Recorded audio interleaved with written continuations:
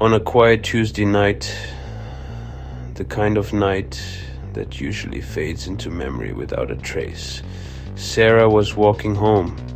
The streetlights cast long, distorted shadows on the pavement, and the air was cool with the promise of autumn. It was a familiar walk, one she had taken hundreds of times before. She clutched her keys in her hand, a small, reflexive habit many women adopt without even thinking. The sound of her own footsteps was the only thing breaking the silence. She was thinking about what to make for dinner, about an email she needed to send in the morning. Mundane thoughts for a mundane evening.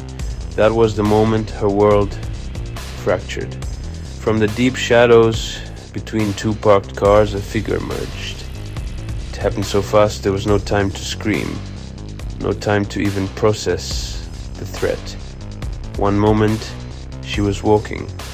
The next, a hand was clamped over her mouth, and the cold, sharp point of something metallic pressed against her back. The world narrowed to the smell of stale cigarettes on his coat, and the rough texture of his glove against her skin. Her life, once a predictable series of events, was suddenly a terrifying unknown. The attack was brutal, swift, and utterly senseless, leaving her on the cold sidewalk as the figure melted back into the night. The immediate aftermath was a blur of flashing lights and concerned voices that seemed to come from very far away. Police officers, paramedics, they all moved around her with a practiced urgency, but Sarah felt detached, as if watching a scene from a movie. The shock was a cold blanket, numbing her to the physical pain. They took her statement, asked questions she could barely answer. But in the sterile, bright environment of the hospital emergency room, one thing became terrifyingly clear. Her attacker was gone, a ghost who had vanished as quickly as he appeared. In the days that followed, the world felt different. Every sudden noise made her jump. Every shadow seemed to hold a threat. The police report was filed, evidence was collected, and official procedures were followed. But there were no immediate leads, no witnesses, no clear face to put to the violence. For the system, she was another case file. For Sarah, it was everything. The memory of the attack played on a loop in her mind, a constant, horrifying reminder of her vulnerability. But something else was beginning to stir beneath the fear. A cold, hard anger was starting to take root. The official investigation crawled forward at a snail's pace. Detectives were polite but overworked. They had dozens of other cases, each one as urgent as hers. "We're doing everything we can," they told her, words that were meant to be comforting but felt hollow. Days turned into weeks, and the phone calls became less frequent. Sarah felt a growing sense of helplessness, a feeling that justice was slipping through her fingers like sand. She was a victim, a label she hated, and she was expected to wait patiently for a resolution that might never come. It was during one of those long, sleepless nights that the shift happened. Staring at her ceiling, Sarah felt the fear begin to curdle into something else. It was no longer just fear, it was rage, a powerful, burning fury against the man who had stolen her sense of safety, and against a world that seemed content to let him get away with it. She was tired of being afraid. She was tired of waiting. In that moment, she made a decision. If the system couldn't find him, she would. The thought was terrifying, but it was also electrifying. It was the first time since the attack that she felt a flicker of power. This was the beginning of her transformation. he attacked the wrong person, and he was about to pay the price. This isn't just a story about an attack. It's a story about what happens when a victim refuses to remain a victim. She decided to step out of the role society had assigned her and become something else entirely, a hunter. Her journey would take her into the dark corners of the internet and deep into a moral gray area where the lines between justice and revenge begin to blur. We will see how she turned her fear into a tool, her anxiety into focus, and her helplessness into a meticulous plan. Was she justified in taking the law into her own hands, or in her pursuit of a predator? Did she risk becoming something just as dangerous? Her story forces us to ask ourselves, what would you do? Sarah's research evolved from broad searches to a focused, academic-like study. She became a student of criminology, devouring books and articles. She wanted to understand the mind of a predator. She learned the terminology, blitz attacks, geoprofiling, comfort zones.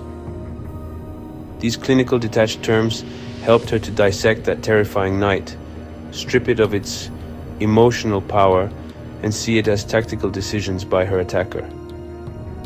He hadn't chosen her personally. He chose opportunity.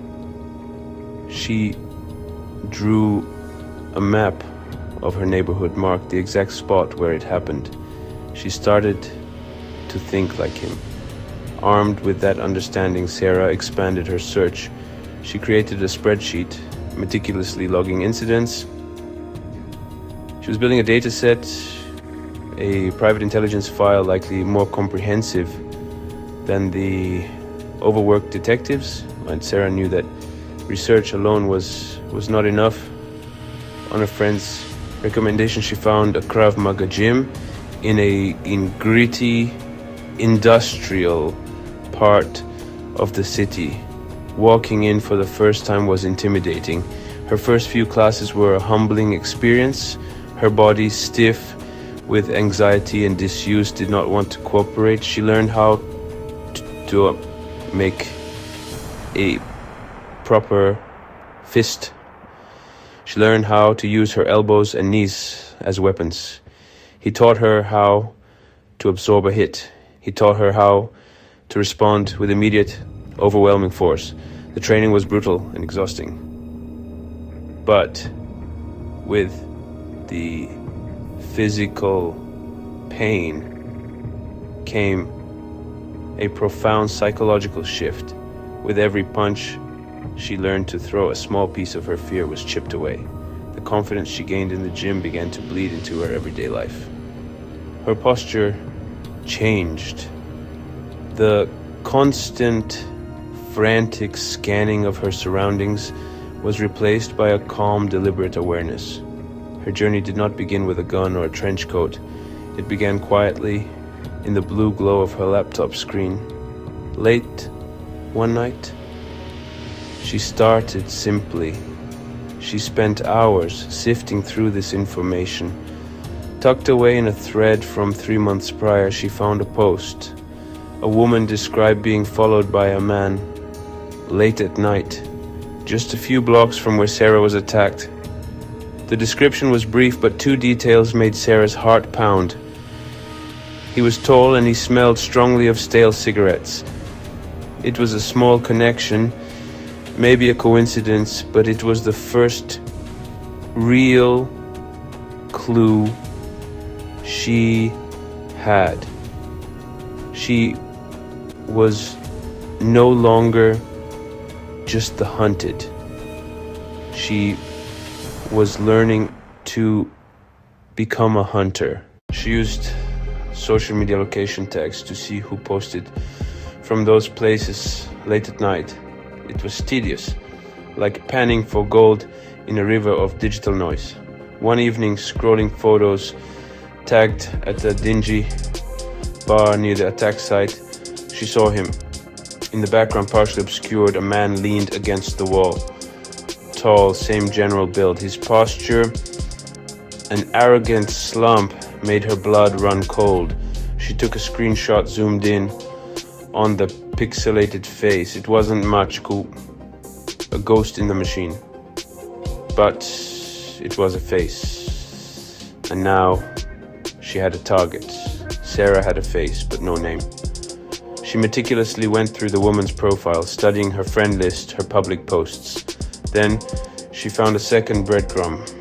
In a public photo album from a summer barbecue, she saw him again. This time the photo was clearer.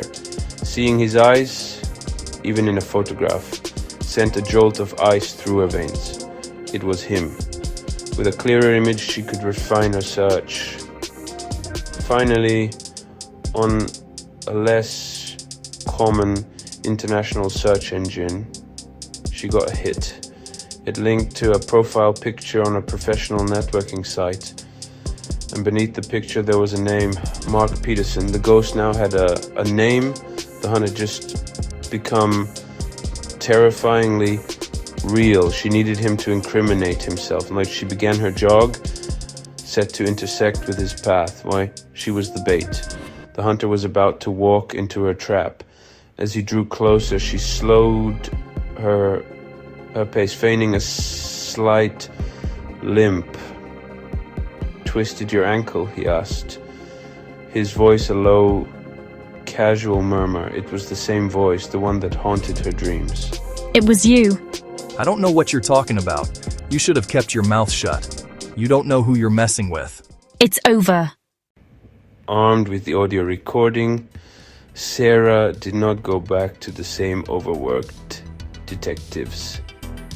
She secured a meeting with the prosecutor in a sterile conference room. She laid out her entire story. The prosecutor listened in stunned silence. The audio was the smoking gun the original investigation had lacked. Mark's threats and his panicked, incriminating statements were a direct confession. Within 48 hours, the wheels of justice began to turn. Mark Peterson was arrested at his office. It shattered his carefully constructed double life. Faced with the undeniable evidence, he pleaded guilty. In the courtroom, Sarah watched as he was led away in handcuffs. The system had ultimately worked, but only because she had forced it. Push it to. Once the story hit the media, public reaction was immediate and explosive. Sarah became a polarizing figure, a symbol for a fierce debate about justice, agency, and the limits of the law. On one side, she was hailed as a hero.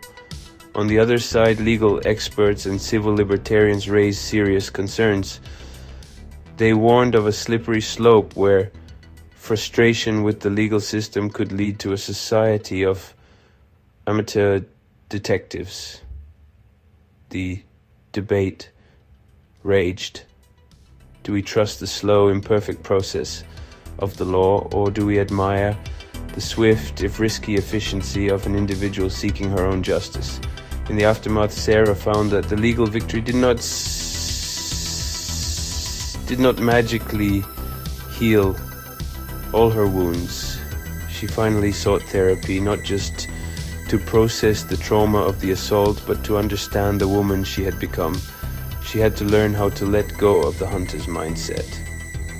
How to live in a world where not every shadow held a threat. The healing process was about integrating these parts, not erasing them. Her story leaves us with a difficult and unsettled question. Was she justified, or did she go too far? There is no easy answer. Her journey from victim to vigilante forces us to confront the uncomfortable truth that our formal systems of justice are often inadequate.